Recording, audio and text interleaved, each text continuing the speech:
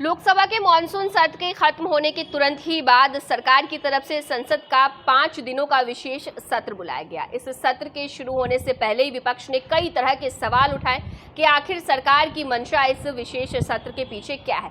कई मुद्दे जो हैं वो भी निकलकर सामने आए कि शायद इन मुद्दों पर जो चर्चा है वो हो सकती है, जिसमें वन नेशन वन इलेक्शन भी शामिल है। इसके साथ ही देश के नाम को लेकर के भी जो चर्चा है वो हो सकती है, ये कयास लगाए जा रहे थे। लेकिन आपको बता दें कि बीते दिन यानी कि 18 सितंबर से ही विशेष सत्र की शुरुआत हो चुकी है और पहले दिन ही मोदी सरकार ने एक बड़ा सरप्राइज जो है वो महिलाओं के लिए दिया और ये सरप्राइज था महिला आरक्षण बिल।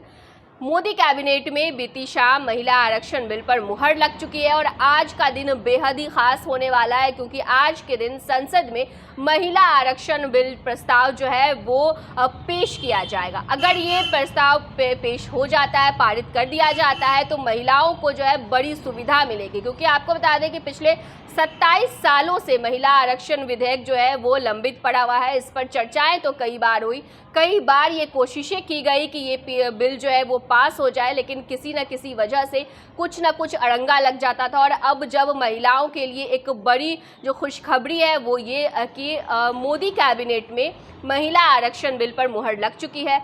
आज जब विशेष सत्र की शुरुआत होगी तो सबसे पहले महिला आरक्षण बिल का प्रस्ताव लाया जाएगा और उसके बाद अगर इस पर मुहर लग जाती है, प्रस्ताव पारित हो जाता है, तो ये एक कानून बन जाएगा। लेकिन यहाँ पर आपको समझना बेहद ही ज़रूरी है कि महिला आरक्षण बिल जो कि 27 सालों से लंबित पड़ा हुआ था, 27 सालों से इसे पेश करने की कोशिश की जा रही थी, इसे कानून बनाने की कोशिश की जा रही थी, लेकिन उन तमाम कोशिशों के बावजूद ये महिला आरक्षण बिल जो है वो पारित नहीं हो पाया। तो आखिर इसके पीछे वजह क्या थी और आखिर जब महिला आरक्षण बिल जो है वो पेश हो जाएगा, पारित हो जाएगा, तो महिलाओं को किस तरीके से जो सीधा सीधा फायदा है वो लोकसभा में मिलेगा, सीधा सीधा फायदा जो है वो राज्यसभा में मिलेगा, ये बेहद ही जानना जरूरी है यहाँ पर। तो सबसे पहले आपको ये बता दें कि लगभग 27 साल से ज्यादा समय से लंबित चल रहे महिला आरक्षण विधेयक को पारित करने की मांग विपक्षी दलों के नेताओं की ओर से संसद में के विशेष सत्र से पहले हुई थी।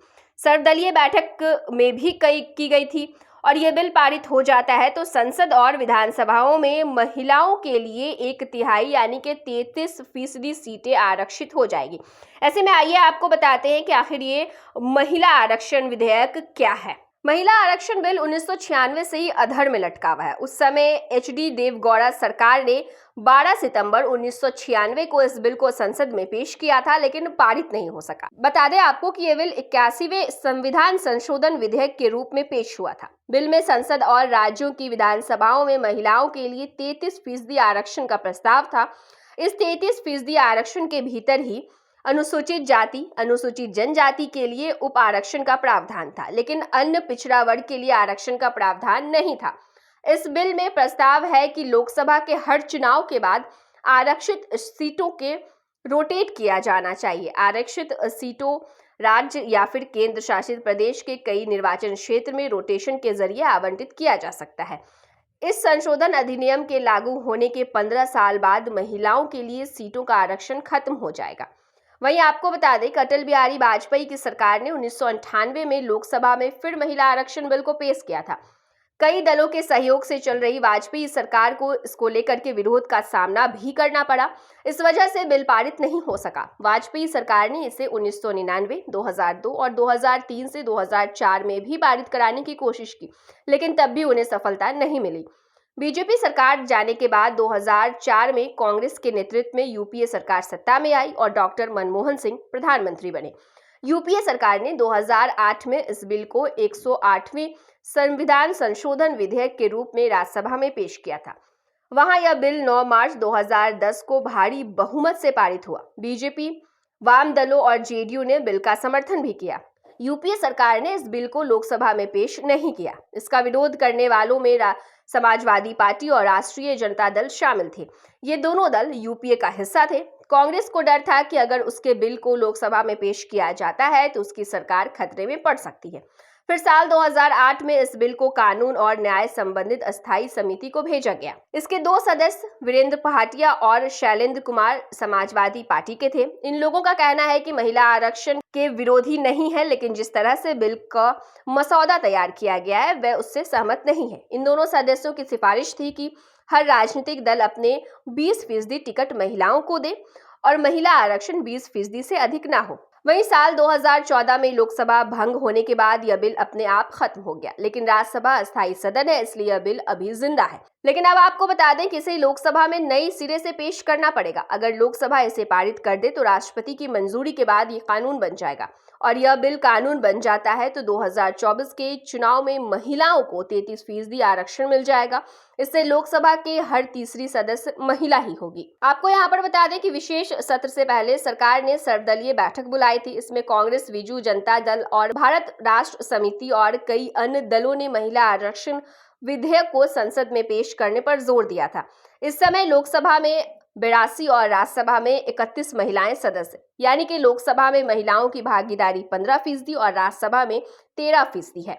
ऐसे में आज अगर इस बिल को मंजूरी मिल जाती है, ये बिल अगर लोकसभा के भीतर पेश करने के बाद पारित किया जाता है तो महिला आरक्षण बिल के तहत महिलाओं को 33% आरक्षण मिलेगा। धीरे धीरे से मेरी जिंदगी में आना, धीरे धीरे से दिल को चुराना। नमस्कार, मैं अनुराधा पौडवाल 26 नवंबर को पैनोरमा स्टार सीजन 6 के कार्यक्रम में पूर्णिया बिहार आ रही हूँ। मुझे पैनोरमा ग्रुप के निर्देशक संजीव मिश्रा जी ने बुलाया है, तो हम सब मिलते हैं पैनोरमा होम्स में शाम 7 बजे। नमस्कार। ये लो, मुंह मीठा करो। आज मैंने अपना जॉब छोड़ दिया, अब हम पूर्णिया वापस जाएंगे। जॉब छोड़ दिया है? मतलब ये घर कैसे चलेगा? हम करेंगे क्या? और माँ बाबूजी क्या बोलेंगे? इसलिए मैं एक और मिठाई का डब्बा लाया। अपने बिजनेस के लिए लोन अप्रूव हो गया। अरे लोन अप्रूव हो गया वो तो ठीक है, लेकिन पूर्णिया में हम रहेंगे कहाँ? अपना घर भी तो नहीं है वहाँ। इसलिए तो एक और मिठाई का डब्बा अलग से लाया हूँ। हमने पूर्णिया में घर ले लिया है, पूर्णिया के ई होम्स पैनोरमा में। पूर्णिया में पैनोरमा ग्रुप लेकर आए हैं ई होम्स पैनोरमा। बड़ा घर, आलीशान जिंदगी और अत्याधुनिक सुविधाओं के संग। अरे अब क्यों मुंह मीठा करवा रही हो? क्योंकि हम घर वापसी जो कर रहे हैं। घर वापसी की खुशी पूर्णिया में ई होम्स पैनोरमा के संग।